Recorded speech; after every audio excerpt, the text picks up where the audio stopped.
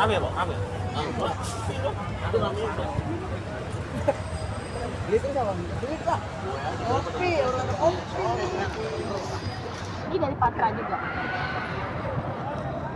Atas nama Koordinator Aksi Sabu Jagat, saya Derajat dengan ucapan Bismillahirrahmanirrahim. Aksi ini kita mulai dengan menyanyikan lagu kebangsaan Republik Indonesia. Saya minta kepada seluruh bangsa Aceh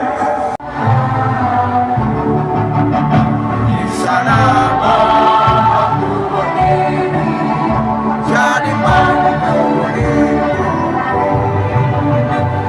Indonesia kebangsaan.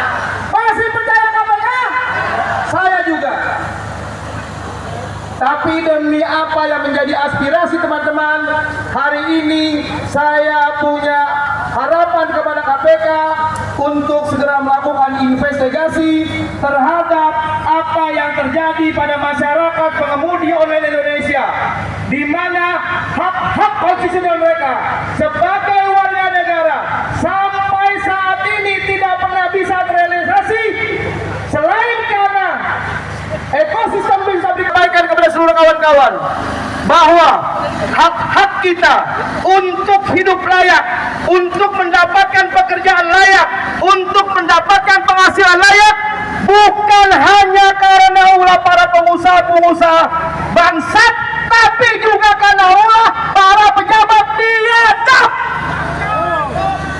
Mereka memanipulasi, mereka membiarkan segala macam praktek-praktek kekotoran yang ada di Republik ini. Mulai dari WOS, belum hilang berita tentang WOS, muncul masalah bandara, kemudian muncul lagi masalah bencana yang disebabkan oleh ketololan para biadab kita yang dengan sengaja memberikan hak-hak izin pembalakan di atas lautan yang ada di Indonesia. Bangsat!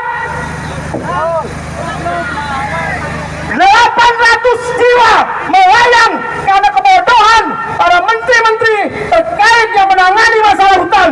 Mau menyalahkan rakyat, mau menyalahkan bencana, kurang ajar. Saya sampaikan sekali lagi, kami masyarakat pengemudi orang Indonesia hampir 10 tahun terus-menerus dilakukan pembiaran, sehingga hak-hak kami untuk mendapatkan pekerjaan layak, untuk mendapatkan penghasilan layak, untuk mendapatkan jaminan sosial terus-menerus dimanipulasi, terus-menerus dihalangi oleh siapa? Oh, para pejabat bangsat.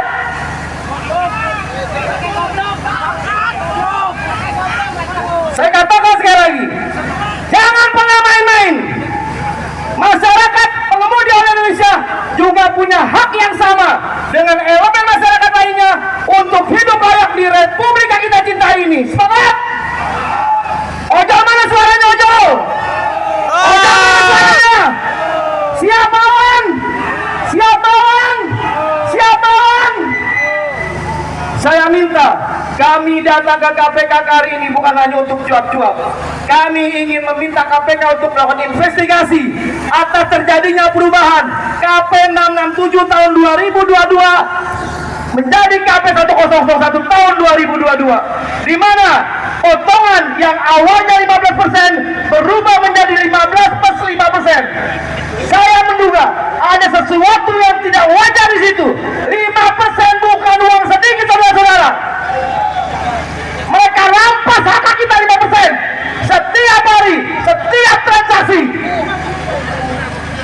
dan tidak pernah ada laporan sebagaimana diamankan di KP tersebut. para pengusaha-pengusaha tersebut tidak pernah memberikan laporan kepada kementerian terkait, dan kementerian terkait tidak pernah melakukan pengawasan sebagaimana yang diamanahkan oleh KP yang mereka buat sendiri. Kurang ajar.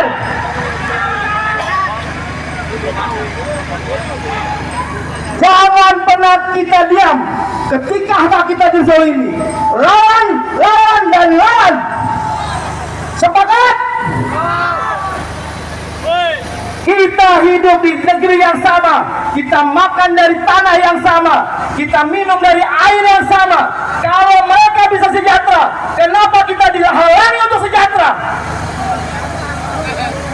Jangan pernah coba-coba menghalangi hak masyarakat untuk hidup sejahtera. Ini perintah konstitusi, ini cita-cita para founding father negara kita yang menginginkan terwujudnya masyarakat adil, makmur, dan sejahtera. Apakah sudah adil, makmur, dan sejahtera? Apakah sudah adil? Sudah makmur?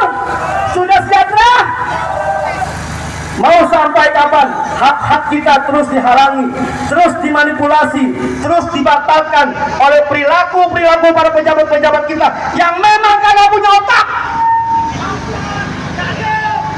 Ya, berhubung setelah ini ada tokoh nasional, demikian yang bisa disampaikan.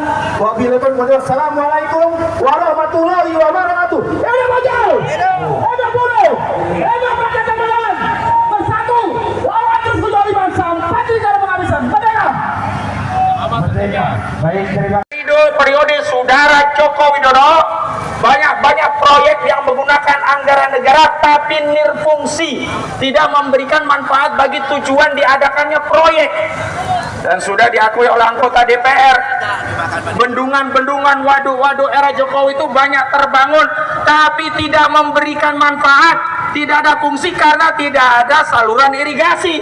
Pendekatannya hanya untuk proyek, bikin korupsi, hanya menguntungkan orang yang menjalankan proyek waduk. Dan yang paling jelas tentu saja IKN. IKN itu kan ibu kota negara. Bangunan ini kan dibuat belum.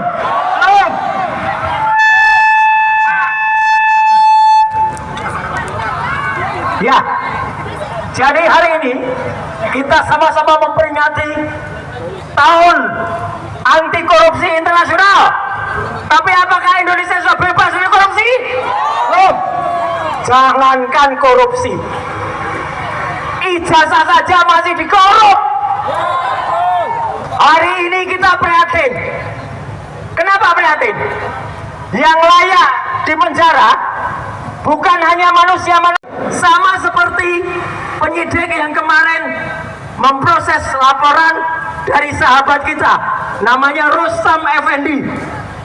Ketika ditanya laporan terhadap Andi Aswan dan laporan terhadap Joshua Sinambela ditolak, Rustam tanya, Pak penyidik, malu apa tidak?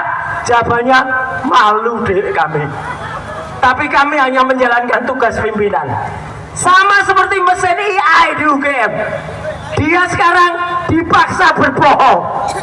Jadi ternyata kebohongan itu bukan hanya diteruskan kepada manusia, mesin saja disuruh bohong.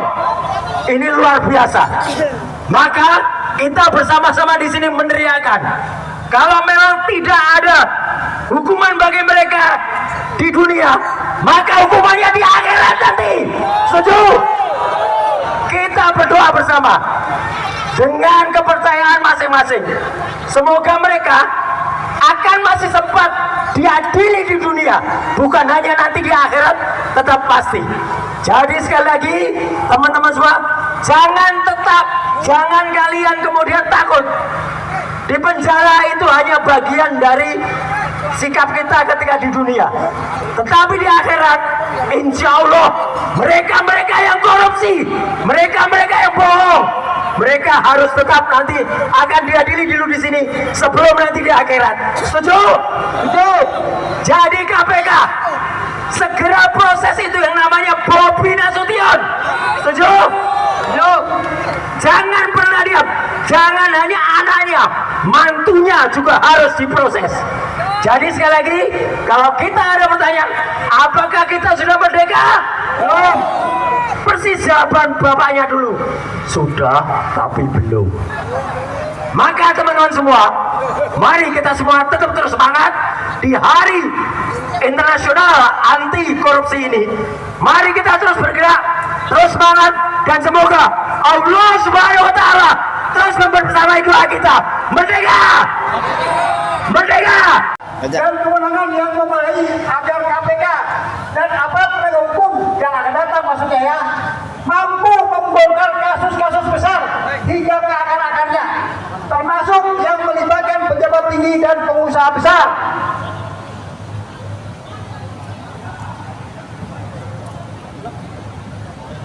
Tiga, membersihkan sektor ketenaga dari pungli suap dan KKN. Memimpin pembenahan menyeluruh di kementerian lembaga serta pemerintah daerah yang mengurusi ketenagakerjaan dari pungutan liar, suap, jual beli jabatan, dan segala bentuk KKN.